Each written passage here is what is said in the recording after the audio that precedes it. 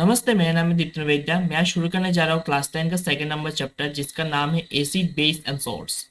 तो मैंने इस चैप्टर को तीन तीन पार्ट्स में डिवाइड किया हुआ है। तो आज हम लोग पार्ट 1 पढ़ेंगे, जो लेक्चर 1 है। चलिए शुरू करते हैं पहला पार्ट।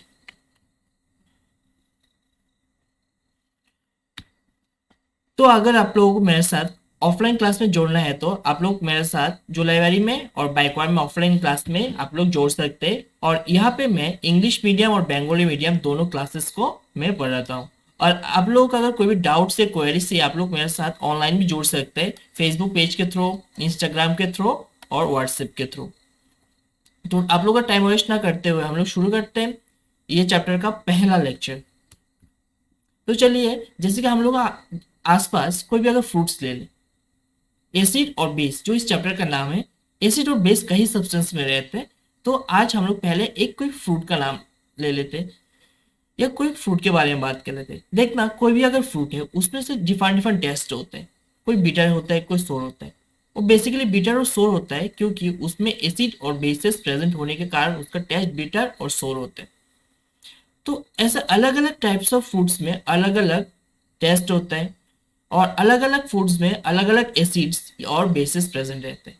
तो आप लोगों को इनके बारे में जानना होगा। किसी किसी चीज होता है, जैसे कि आम ले ले, आम का टेस्ट थोड़ा सा सोर होता है, तो उसका मतलब ये है कि आम में एसिड प्रेजेंट रहता है।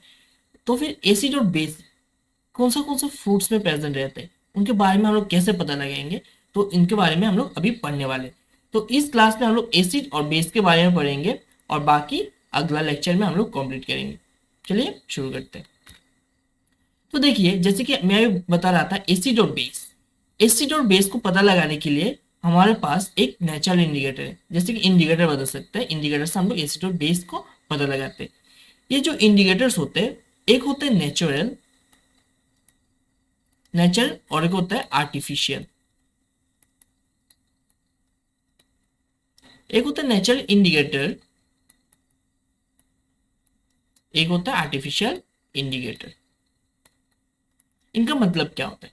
ये जो नेचुरल इंडिकेटर जो होते हैं वो इंसान के द्वारा नहीं बनाया गया, वो मतलब कि नेचर के थ्रू बनाया गया। और ये जो आर्टिफिशियल इंडिकेटर है वो इंसान के द्वारा ही बनाया गया है। तो उसमें से एक है लिटमस। वो नेचर से हम लोग को मिलता है। जैसे कि आप लोग देख सकते हैं, इसमें से एक पेड़ होता है। ठीक है, पेड़ नहीं बदल सकते, उसमें से एक नेचुरल ऑर्गेनिज्म होता है जिसे हम कहते हैं लीचन। ये जो लीचन है, इससे हम लोग को लिटमस सॉल्यूशन मिलता है। और ये जो लिटमस सॉल्यूशन है वो बेसिकली पर्पल कलर का होता है, एक पर्पल कलर का सब्सटेंस होता है। जैसे कि मैं लिख के बताता हूँ, ये जो लिटमस है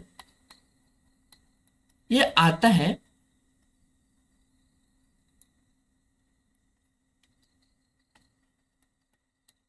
लीचन से। और ये जो लीचन है वो पर्पल कलर का होता है, पर्पल डाई। चलिए इसके बारे में थोड़ा सा डिटेल से पढ़ते हैं। तो इसके लिए मैं इस पार्ट को दो भाग में बांट लेता हूँ। इसमें हम इस साइड हम लोग एक ले लेते हैं रेड कलर का लिटमस पेपर,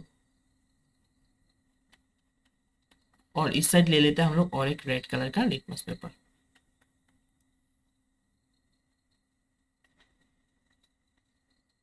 और इस साइड एक ब्लू कलर का ले लेते हैं।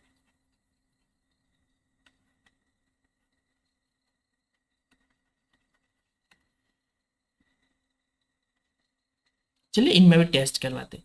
तो सोचिए, इस साइड हम लोगों ने एसिड का टेस्ट कराया। ये जो एसिड होता है वो रेड को, जो रेड लिटमस पेपर होता है उसको चेंज नहीं कर सकते, क्योंकि लिटमस पेपर में अगर एसिड दिया जाए तो उनका कलर रेड में बदल जाते हैं। ठीक है, ये जो लिटमस पेपर दो तरीके के होते हैं, एक होता है रेड लिटमस पेपर, एक होता है ब्लू लिटमस पेपर। तो अगर रेड लिटमस पेपर में अगर एसिड दिया जाए तो उसमें से कोई चेंज ही नहीं होगा, याद रखना। लेकिन अगर ब्लू वाले में अगर हम लोगों ने एसिड दे दिया तो फिर उसमें एसिड के वजह से वो रेड कलर का बन जाएगा। ठीक है, या अगर एसिड देने से रेड लिटमस पेपर में कोई भी चेंजेस नहीं होगा, लेकिन एसिड देने से ब्लू लिटमस पेपर रेड में बदल जाएगा। आप लोग बदल सकते हैं, जो रेड कलर जो होता है एक्चुअल डेंजर साइन होता है। तो एसिड आप लोग डेंजर बता सकते हैं। जैसे कि हम लोग ज्यादातर मानते हैं कि एसिड कुछ डेंजरस होता है, लेकिन हर एक एसिड डेंजरस नहीं होता है। याद रखना, हर एक एसिड डेंजरस नहीं होता है। जैसे कि हम लोग आम में जो होता है उसमें भी एसिड प्रेजेंट रहता है, नींबू में भी एसिड प्रेजेंट रहता है, लेकिन हर एक एसिड डेंजरस नहीं होता है। तो एसिड क्या करता है, कोई भी एक लिटमस पेपर को रेड कलर में बदल देता है। अगर बेस दिया जाए, बेस क्या करता है, जो रेड कलर का लिटमस पेपर है उसमें ब्लू कलर में कन्वर्ट कर देगा। बेस जो है वो ब्लू कलर में कन्वर्ट कर देगा। याद रखना, B for base, B for blue.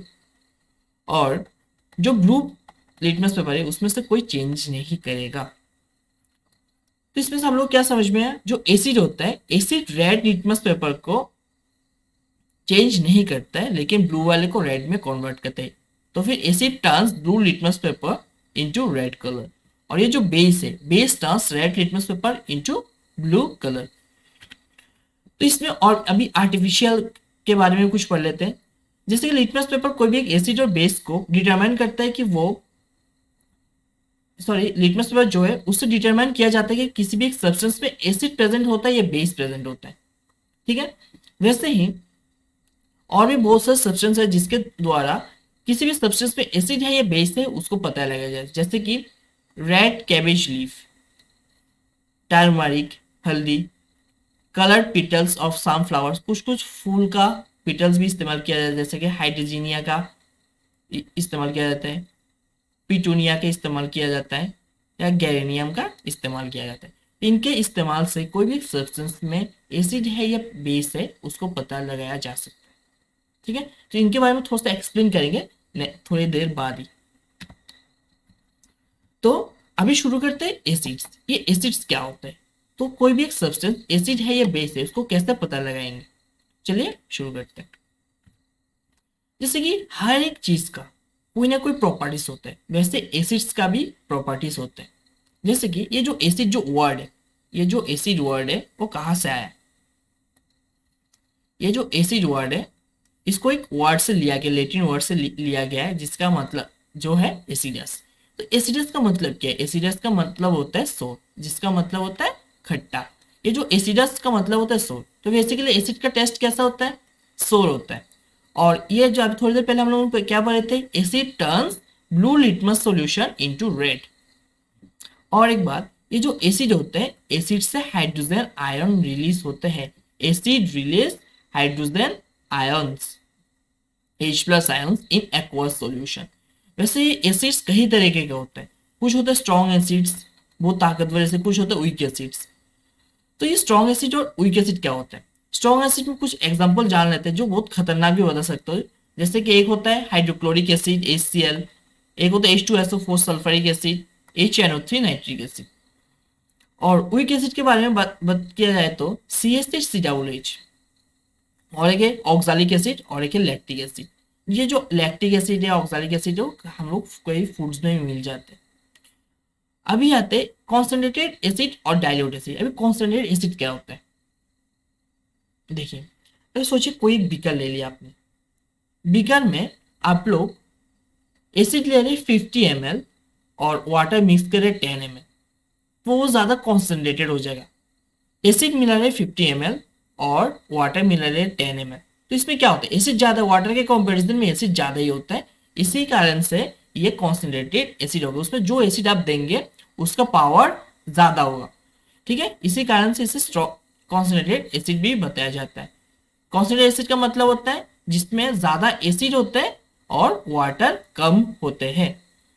अभी बात करते हैं डाइल्यूट एसिड। डाइल्यूट एसिड क्या होता है, उसको उल्टा होता है, कॉन्सेंट्रेटेड एसिड का उल्टा होता है। डाइल्यूट एसिड में पानी ज्यादा दिया जाता है, एसिड कम दिया जाता है। पानी ज्यादा एसिड कम, इसको हम लोग बताते हैं डाइल्यूट एसिड।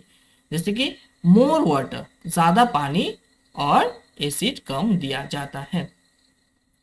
ठीक है, आप लोग इस पेज को आप लोग स्क्रीनशॉट ले सकते हैं या सेव करके रख सकते हैं, या आप कॉपी में नोट्स कर लेना इसको पॉज करके। अभी बात करते हैं बेस के बारे में। जैसे कि एसिड के बारे में कुछ प्रॉपर्टीज था, अभी बेस के बारे में हम लोग बात करते हैं।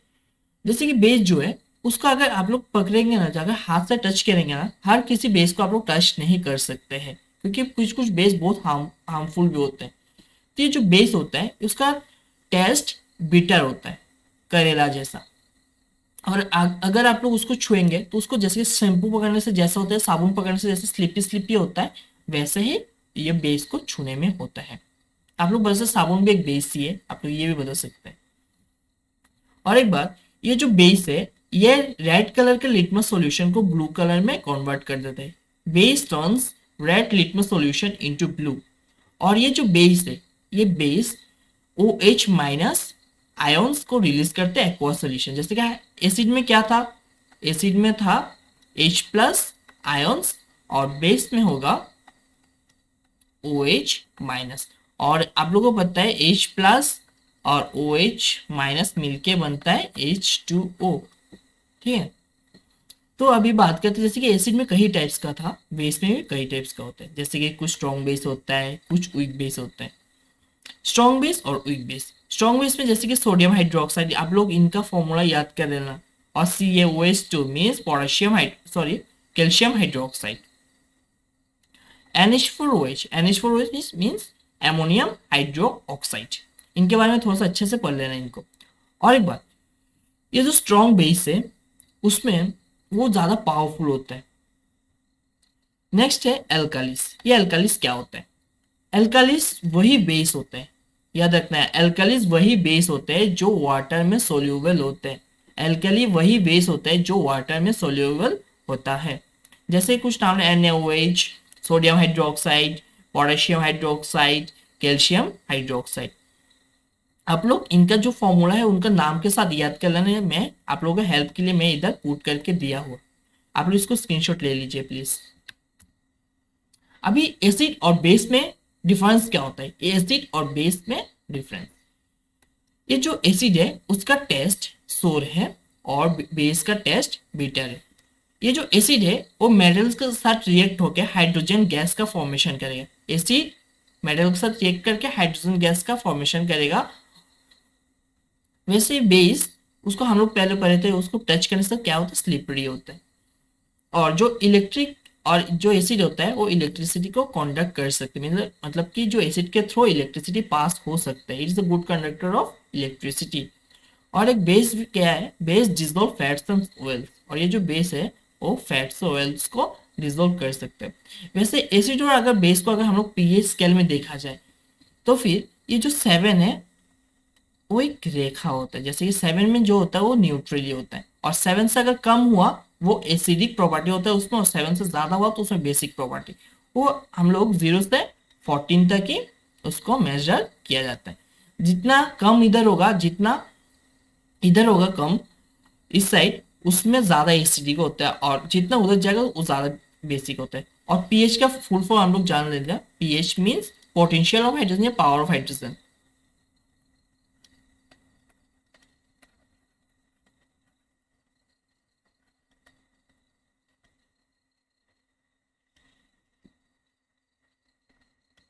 ठीक है, चलिए नेक्स्ट स्लाइड में चलते हैं। अभी पढ़ेंगे इंडिकेटर्स। अभी मैं थोड़ी देर पहले बोल रहा था कुछ इंडिकेटर्स के बारे में जो एसिड और बेस में डिफरेंस करते हैं, वो इंडिकेटर्स क्या होते हैं। चलिए शुरू करते हैं। ये जो इंडिकेटर्स होते हैं, इंडिकेटर ऐसा एक सब्सटेंस होता है, ये ऐसा एक चीज होता है जो एसिड और बेस को हम लोग कौन कौन सा सब्सटेंस में क्या प्रेजेंट होता है उसको पता लगा सकते हैं। जैसे कि इंडिकेटर्स कई तरह का होता है, कुछ होते हैं नेचुरल इंडिकेटर्स, कुछ होते हैं सिंथेटिक इंडिकेटर्स, कुछ होता है ओल्फैक्टरी इंडिकेटर्स। नेचुरल इंडिकेटर्स जो इंसानों सॉरी जो नेचर से पाया जाता है। सिंथेटिक इंडिकेटर्स जो इंसानों द्वारा बनाया जाता है। और ओल्फैक्टरी इंडिकेटर्स जिसमें से रिएक्शन के दौरान उसमें से एक स्मेल आता है। तो इसको थोड़ा सा डिस्कस करेंगे, उसको ब्रीफली डिस्कस करेंगे नेक्स्ट स्लाइड में। आप लोग अगर एग्जांपल के लिए इसमें से हर एक सीख, जैसे कि इसमें इसके पीएच 0 होता है बैटरी का, स्टोमक में pH 1 होता है, लेमन में 2 होता है, विनेगर में pH 3 होता है, टोमेटो में 4 होता है, कॉफी में 5 होता है, मिल्क में 6 होता है, वाटर में 7 होता है, ब्लड में 8 होता है, बेकिंग सोडा जो है वो 9 होता है। जैसे कि स्टोमक, जैसे कि हम लोग जब पेट में एसिडिक हो जाता है तो उसमें हम लोग एक दवाई खाते हैं, जैसे को हम लोग कहते हैं स्टोमक टैबलेट्स या एंटासिड्स, तो उसका जो पावर है वो 10 होता है। एमोनियम सॉल्यूशन वो 11, सोप का 12, ब्लीच का 13, ड्रेन क्लीनर का 14। जितना आप लोग लेफ्ट साइड राइट साइड में जाएंगे उतना जो सब्सटेंस वो ज़्यादा स्लिपरी होता जाएगा। जैसे कि बेकिंग सोडा के कंपैरिजन में जो स्टोमक टैबलेट जो होता है वो ज़्यादा थोड़ा सा स्लिपरी ज़्यादा है, इससे कंपेयर में अमोनियम सॉल्यूशन ज़्यादा स्लिपरी है, उससे कंपेरिजन में सोप ज़्यादा स्लिपरी है, सोप से ज़्यादा ब्लीच, ब्लीच से ज़्यादा ड्रेन क्लीनर वो ज़्यादा स्लिपरी होता है। आप लोग इसको थोड़ा सा देख लेना। और ये जो है 1 से 7 से जो नीचे होता है उसमें एसिडिक कैरेक्टरिस्टिक्स रहता है और इसमें अल्कलाइन होता है, और जो 7 होता है वो न्यूट्रल होता है, जो हम लोग पानी पीते हैं वो क्या होता है, न्यूट्रल होता है, जिसका पीएच 7 होता है। तो चलिए अभी पहला टॉपिक है natural indicators. It is found in nature in plants, ये नेचर में प्लांट्स में पाया जाता है। फॉर एग्जाम्पल लीचेंस, लीचेंस से जो पाया जाता है litmus paper, red cabbage leaves, extract flower of hydrangea plants, turmeric. ठीक है, अभी इसमें से रिएक्शन के दौरान क्या क्या बदलाव आएगा, कैसे पता लगेगा कि ये, जैसे कि लीचेंस देने के बाद कैसे पता चलेगा कि वो क्या शो करे, एसिड शो करे, बेस शो करे। तो आप लोग इसमें देख सकते हैं, अगर हम लोग लिटमस दिए, अगर वो एसिड हुआ तो रेड कलर में बदल जाएगा, और वो बेस हुआ वो ब्लू कलर में बदल जाएगा। अगर लिटमस पेपर आप दिए रेड हो गया तो फिर एसिड है, अगर ब्लू हो गया उसमें बेस है। वैसे आप लोग रेड केवेज लीफ दे सकते हैं, रेड केवेज लीफ देने से ये वाला पत्ता, ये वाला देने से, और रेड का अगर एसिड हुआ तो रेड कलर में बदल जाएगा, अगर बेस हुआ तो ग्रीन कलर में बदल जाएगा। तो फ्लावर और हाइड्रोजीनिया प्लांट्स भी दे सकते हैं, ये रहा जो फ्लावर है इनको भी दे सकते हैं। अगर ये वाला फ्लावर दिए, अगर वो एसिडिक हुआ वो ब्लू होगा, ब्लू कलर शो करेगा, और बेस हुआ तो पिंक कलर शो करेगा। और ये टर्मरिक भी दे सकते हैं, हल्दी, हल्दी अगर एसिडिक हुआ तो फिर कोई चेंज नहीं है, तो इसके लिए थोड़ा सा रिस्क है, जैसे इसे न्यूट्रल भी हो सकता है अगर चेंज ना हो तो। फिर भी अगर इसमें एसिड और बेस दे दिया, अगर बता दिया जाए तो एसिड है या बेस है, तो फिर आप लोग टर्मरिक से पता लगा सकते हो एसिड या बेस। अगर उसमें से न्यूट्रल एक दे दे तो आप लोग फंस जाएंगे, क्योंकि न्यूट्रल में भी उसमें से कोई कलर चेंज नहीं होगा। तो फिर अगर कोई चेंज ना हो तो उसमें से एसिड है, अगर रेड कलर में कन्वर्ट हो जाए तो उसमें बेस प्रेजेंट होता है। चलिए नेक्स्ट, नेक्स्ट होता है synthetic indicators. These are chemical substance which are made by human beings, जैसे कि मिथाइल ऑरेंज और फेनोप्थिलीन। मिथाइल ऑरेंज जो है वो एक सिंथेटिक इंडिकेटर है, और एक होता है फेनोप्थिलीन। अगर फेनोप्थिलीन दे दिया जाए, अगर एसिड हुआ तो कलरलेस हो जाएगा, ठीक है, और अगर बेस हुआ तो पिंक कलर हो जाएगा। मिथाइल ऑरेंज, अगर आप लोग ये सारे जो मतलब कि जैसे कि मैं बता रहा हूँ कि रिएक्शंस यूट्यूब में आप लोग मिल जाएगा। मैं कुछ दिन बाद, अभी तो नहीं पॉसिबल हो पा रहा है, कुछ दिन बाद मैं इनका प्रैक्टिकल करके भी मैं यूट्यूब चैनल में अपलोड कर दूंगा। अगर मिथाइल ऑरेंज दे दिया जाए, मिथाइल ऑरेंज देने से कोई भी एक सब्सटेंस का, उसमें एसिड प्रेजेंट है या बेस, अगर एसिड हुआ तो रेड कलर और बेस प्रेजेंट हुआ तो येलो कलर शो करेंगे। अभी होते हैं ओल्फैक्टरी इंडिकेटर्स। ये ओल्फैक्टरी इंडिकेटर्स क्या होता है, जैसे इसमें स्मेल, स्मेल से जिसको हम लोग ओल्फैक्टरी मीन्स जिसके स्मेल के द्वारा पता लगाएंगे वो एसिड या बेस है। इसके लिए आप लोग ऑनियन के इस्तेमाल कर सकते हैं। अगर ऑनियन दिए तो उसमें से कोई स्मेल जो निकलेगा उसको हम लोग कैरेक्टरिस्टिक कर सकते हैं, जैसे कि हम लोग उसको पता लगता है हाँ ये कोई डिफरेंट कोई स्मेल आ रहा है इसमें से, तो उसमें एसिड प्रेजेंट है। अगर बेस हुआ तो उसमें से कोई स्मेल ही नहीं आएगा, अगर बेस हुआ तो उसमें कोई स्मेल ही नहीं आएगा। वेनिला एसेंस, ये रहा, ये प्लांट्स का फ्लावर होता है, अगर इसका देने से, पार्ट देने से इसमें एक स्मेल निकले, इसमें एक खुशबू होता है, बहुत अच्छे से खुशबू होता है। अगर एसिड प्रेजेंट हुआ तो उसमें से स्मेल आएगा, अगर बेस प्रेजेंट हुआ तो इसमें से कोई स्मेल नहीं आएगा। क्लोव ऑयल, क्लोव ऑयल आप लोगों ने देखा होगा, जो नॉनवेज है उसमें बिरयानी में भी इस्तेमाल करते हैं, ये डिफरेंट डिफरेंट फूड आइटम्स में इस्तेमाल किया जाता है ये क्लोव। और ये क्लोव ऑयल से भी हम लोग एसिड या बेस से पता लगा सकते हैं। अगर एसिड हुआ तो उसमें से एक स्मेल आएगा, और बेस हुआ तो उसका स्मेल जो है घटता जाएगा, ठीक है। इनको थोड़ा सा आप लोग अच्छा से देख लेना, ये तीनों पार्ट्स को, जिसके द्वारा हम लोग कोई भी एक सब्सटेंस में एसिड या बेस प्रेजेंट है उसको हम लोग पता लगा सकते हैं। अभी इनका रिएक्शंस के बारे में कुछ पढ़ लेते हैं। जैसे कि हम लोग को पता है कोई भी एक सब्सटेंस दूसरे सब्सटेंस के साथ रिएक्ट होने के लिए कोई एक स्पेसिफिक कंडीशंस होते हैं, वैसे ही एसिड्स और बेस किसी भी एक सब्सटेंस के साथ अगर रिएक्शन हो रहा है उनके भी कोई शर्तें होंगे, उनका भी कोई प्रॉपर्टीज होगा, प्रॉपर्टीज के थ्रू ही उनके रिएक्शन होगा। जैसे कि रिएक्शन जो है, जैसे कि मैं पहला रिएक्शन में एसिड के साथ मेटल्स का कराता हूँ, तो हमें पता है कि अगर कोई भी एक एसिड मेटल्स के साथ रिएक्ट हो, अगर कोई भी एक एसिड मेटल के साथ रिएक्ट हो तो उसमें से सॉल्ट का फॉर्मेशन होगा और हाइड्रोजन गैस का फॉर्मेशन होगा।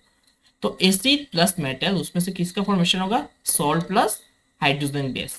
तो इसमें से देख सकते हैं, एक एग्जांपल लेते हैं।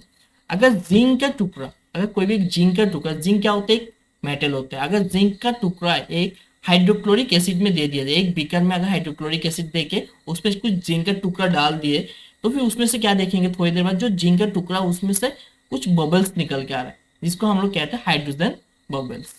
इसमें से देखना, जैसे कि hydrochloric acid plus zinc, zinc chloride और हाइड्रोजन का फॉर्मेशन होगा, ये होता है हाइड्रोक्लोरिक एसिड के साथ अगर जिंक मिला दिया जाए, zinc chloride plus hydrogen gas, ये बता सकते हैं।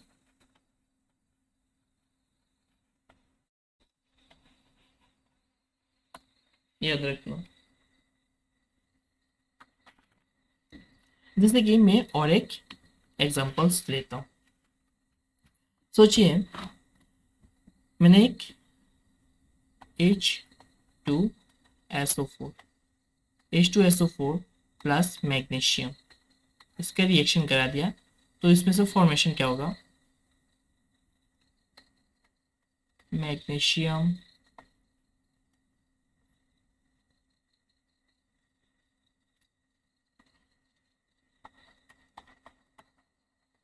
मैग्नीशियम सल्फेट प्लस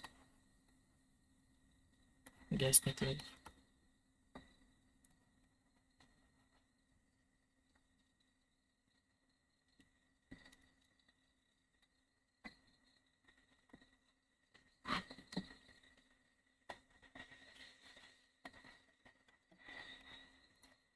ठीक है, तो याद रखना, H2SO4 के साथ अगर हम लोग मैग्नीशियम का रिएक्शन कराए तो उसमें magnesium sulphate plus hydrogen gas का रिलीज होगा।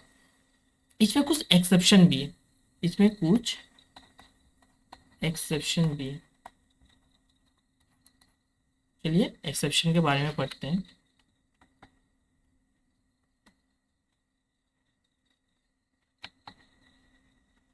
जैसे कि मैं अभी बता रहा था कि कोई भी एक सब्सटेंस, मान लीजिए कोई भी एसिड और मेटल, ठीक है, जैसे मैं पहला वाला एग्जांपल उठा लेता हूँ, HCl प्लस Zn, ये रिएक्ट कराने के बाद क्या फॉर्मेशन होगा?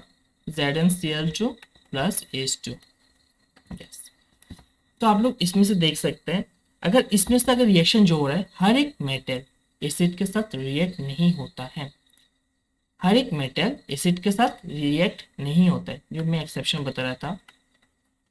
जैसे कि गोल्ड होता है, सिल्वर होता है, प्लेटिनम होता है, कॉपर होता है, वो इनके साथ रिएक्ट नहीं करता है, क्योंकि ये जो है, ये जो मैंने चार सब्सटेंस का नाम लिखा है, ये हाइड्रोजन जो होते हैं, इसमें जो हाइड्रोजन है, हाइड्रोजन इनसे ज़्यादा ऑक्सीडाइजिंग पावर रखते हैं, ये इसका जो पावर है इनसे ज़्यादा होता है, इसी कारण इन लोग इनके साथ रिएक्ट नहीं हो सकते हैं। वैसे मैं और भी एक एग्जांपल ले लूँ, जैसे कि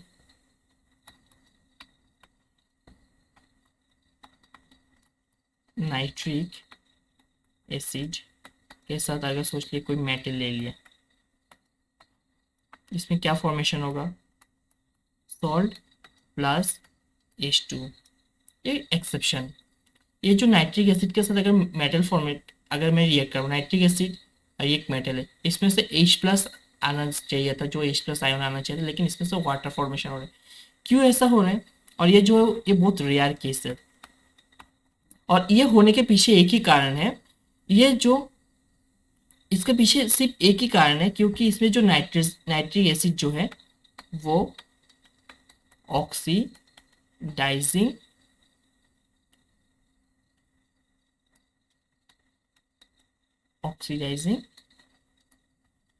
एजेंट है। ठीक है, और एक बात याद रखना, जो ये AgAuPtCu, ये इनके साथ रिएक्ट नहीं हो सकते, क्योंकि ये बहुत कम रिएक्टिव होता है। ये जो है, ये चार जो सब्सटेंस है वो हाइड्रोजन से कम रिएक्टिव होती है, लेस रिएक्टिव देन हाइड्रोजन। अगर आप लोग को डाउट्स थे आप लोग मेरे कमेंट सेक्शन में बता सकते हैं, तो फिर मैं इसके एक एक्स्ट्रा क्लास लेके मैं आप लोग को फिर से समझा दूंगा।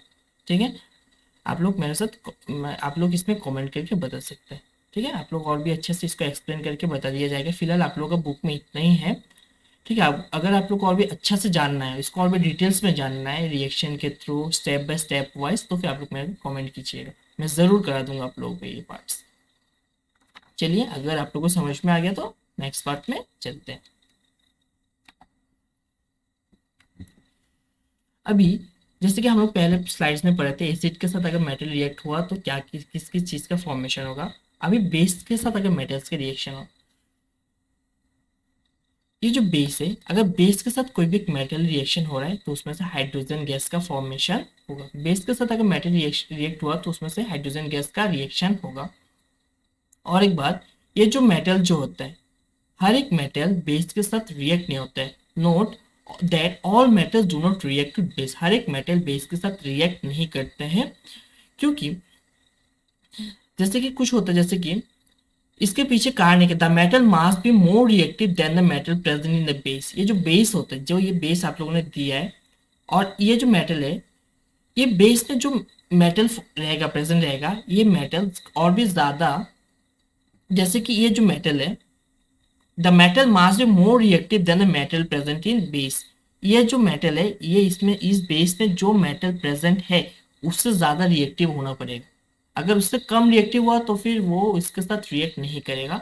उससे ज्यादा रिएक्टिव हुआ तो फिर उसमें रिएक्ट करके सॉल्ट का फॉर्मेशन और हाइड्रोजन गैस का फॉर्मेशन करेगा। जैसे कि आप लोग देखते हैं, zinc granules react to NaOH solution to form sodium zincate and evolve hydrogen gas. ये जो NaOH जो है, अगर वो जिंक के साथ रिएक्ट किया, जैसे कि सोडियम जिंक, जैसे कि सोडियम हाइड्रोक्साइड जो है वो NaOH सॉल्यूशन अगर Zn के साथ रिएक्ट हुआ तो फिर उसमें सोडियम जिंकेट का फॉर्मेशन होगा और हाइड्रोजन गैस का फॉर्मेशन होगा। और एक बात याद रखना, जो हाइड्रोजन गैस को, जैसे कि अगर सोप सॉल्यूशन, जैसे एक सोप सॉल्यूशन ले लिया, सोप सॉल्यूशन के थ्रू अगर पास किया जाए तो उसमें से एक बबल फॉर्मेशन होगा, उसमें से एक बबल का फॉर्मेशन होगा। बबल का जो फॉर्मेशन है, ये जो बबल बनेगा गोला गोला सा, अगर उसके नीचे आप लोग सोचे कि कोई आग लगा दिया, आग लगा से तो फिर वो ब्लास्ट करके उसमें से एक आवाज आएगा जिसको हम लोग कहते हैं पॉप साउंड।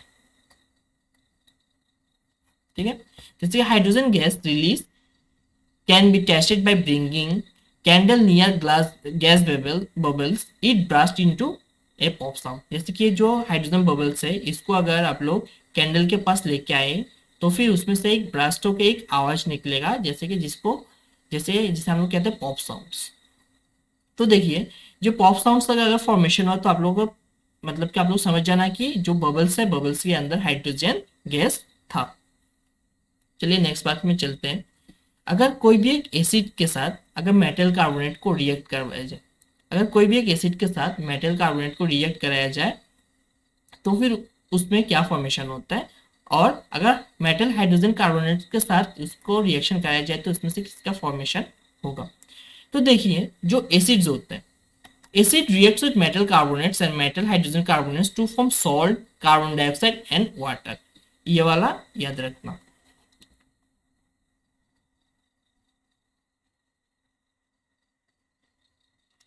मेटल और मेटल कार्बोनेट या मेटल हाइड्रोजन कार्बोनेट के साथ अगर आप लोग एसिड रिएक्ट करा दिया, अगर आप लोग एसिड रिएक्ट करा दिया है तो उसमें सॉल्ट का फॉर्मेशन होगा, कार्बन डाइऑक्साइड का फॉर्मेशन होगा और H2O का फॉर्मेशन होगा, या वाटर का फॉर्मेशन होगा। तो आप लोग देख सकते हैं, जैसे कि अगर HCl के साथ Na2CO3 अगर रिएक्ट करा दिया जाए तो उसमें से NaCl sodium chloride, carbon dioxide और वाटर का फॉर्मेशन होता है। आप लोग इनका रिएक्शन अच्छा से याद कर लेना।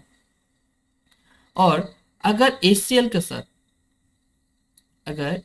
साथ NaCO3, अगर ये HCl के साथ NaCO3 रिएक्ट किया जाए तो उसमें सोडियम क्लोराइड, CO2 और वाटर का फॉर्मेशन होगा। नेक्स्ट है, जैसे कि मैं अभी बता रहा था कि अगर एक लाइम वाटर कोई भी बीकर में,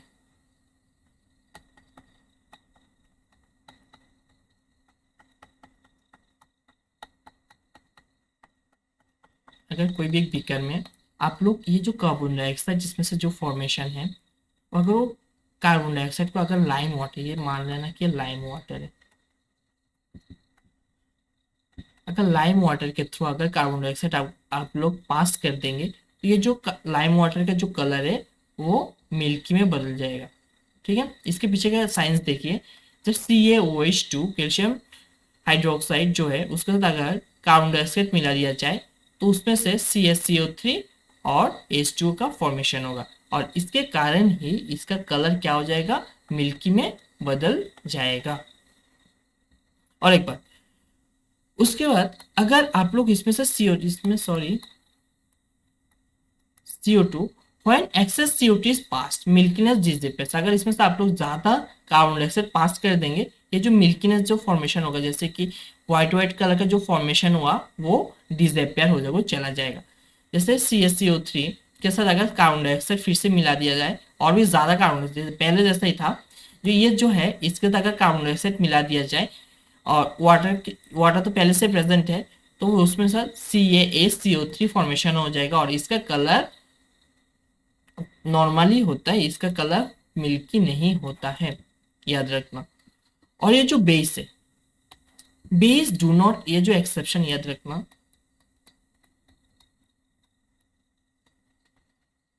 base do not react with metal carbonates and metal hydrogen carbonates. Base जो है वो मेटल कार्बोनेट और मेटल हाइड्रोजन कार्बोनेट के साथ रिएक्ट नहीं होता है। जैसे बेस प्लस मेटल कार्बोनेट या मेटल हाइड्रोजन कार्बोनेट, उसमें से नो रिएक्शन हो जाएगा, याद रखना। ठीक है, एसिड रिएक्ट करते हैं इनके साथ लेकिन बेस रिएक्ट नहीं करता है। अच्छा से याद रखना, मेटल कार्बोनेट्स और मेटल हाइड्रोजन कार्बोनेट के साथ सिर्फ एसिड ही रिएक्ट करता है, बेस रिएक्ट नहीं करता है। अच्छे से इसको याद करके जाइएगा और इसका जो रिएक्शन है ध्यान से उनको याद कर लेना। अभी अगर कोई भी एसिड और एक बेस एक दूसरे से मिला दिया जाए, अभी तो हम लोग पढ़ रहे थे कि एसिड और बेस दोनों अलग अलग चीज होते हैं और दोनों एक हर एक का प्रॉपर्टीज पढ़ रहे थे। अभी एसिड के साथ अगर बेस मिला दिया जाए तो क्या हो, जैसे कि इस चैप्टर का नाम क्या था, एसिड बेस एंड सॉल्ट्स। तो एसिड के साथ अगर बेस मिला दिया जाए तो आप लोगों का सॉल्ट्स का फॉर्मेशन हो जाएगा। Acid and base react to form salt and water, acid plus base salt plus water. याद रखना, एसिड के साथ अगर बेस रिएक्ट किया जाए तो उसमें से सॉल्ट और वाटर का ही फॉर्मेशन होता है, acid plus base salt plus water, जिसे हम लोग न्यूट्रलाइजेशन रिएक्शन भी कहते हैं। न्यूट्रलाइजेशन रिएक्शन क्या होता है, reaction of acid with the base is called neutralisation reaction. तो अगर कोई भी एसिड के साथ बेस रिएक्ट किया जाए तो उसमें से सॉल्ट का फॉर्मेशन होगा और इस रिएक्शन को हम लोग कहते हैं न्यूट्रलाइजेशन रिएक्शन। जैसे कि HCl के साथ NaOH का अगर रिएक्ट किया जाए तो उसमें से NaCl सोडियम क्लोराइड और वाटर का फॉर्मेशन होगा ना। कुछ इंपॉर्टेंट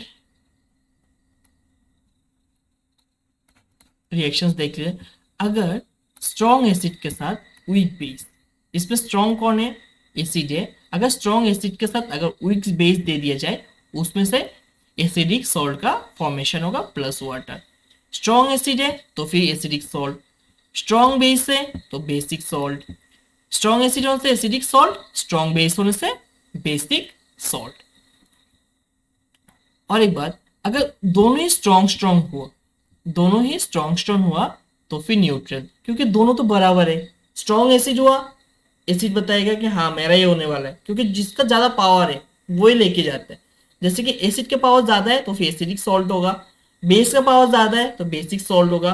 तो दोनों ही ताकतवर है, स्ट्रॉन्ग एसिड का स्ट्रॉन्ग बेस दोनों एक दूसरे से लड़ेंगे, बताएंगे न्यूट्रल सॉल्ट हो गया, क्योंकि एक दूसरे को डिस्ट्रॉय करेंगे और एक दूसरे साथ मिलके क्या कर देंगे, न्यूट्रल सॉल्ट बना देंगे। अगर दोनों ही कमजोर हुआ, दोनों ही कमजोर, एसिड भी ज्यादा था तो कम हो गया, बेस जो ज्यादा था वो भी कम हो गया, वो एक दूसरे साथ लड़के ये एक दूसरे से मिक्स हो गया, उसमें भी न्यूट्रल सॉल्ट ही फॉर्मेशन करेंगे। ठीक है, जो स्ट्रॉन्ग एसिड है एसिडिक सॉल्ट, स्ट्रॉन्ग बेस होने से बेसिक सॉल्ट, अगर दोनों ही स्ट्रॉन्ग हुआ तो फिर न्यूट्रल और दोनों ही वीक हुआ तो फिर न्यूट्रल का फॉर्मेशन होगा। चलिए आज के लिए इतना ही, मिलते हैं नेक्स्ट क्लास में। तो फिर देखना इस क्लास ये जो मेरा वीडियो है ये मेरा पहला वीडियो है और मैं कुछ ज़्यादा ही नर्वसनेस था।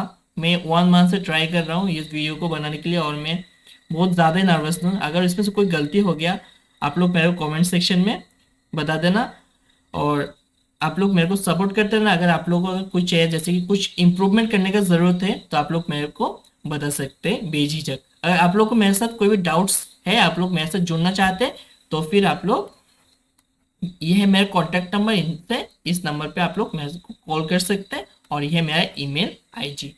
ठीक है, थैंक यू, बाय बाय।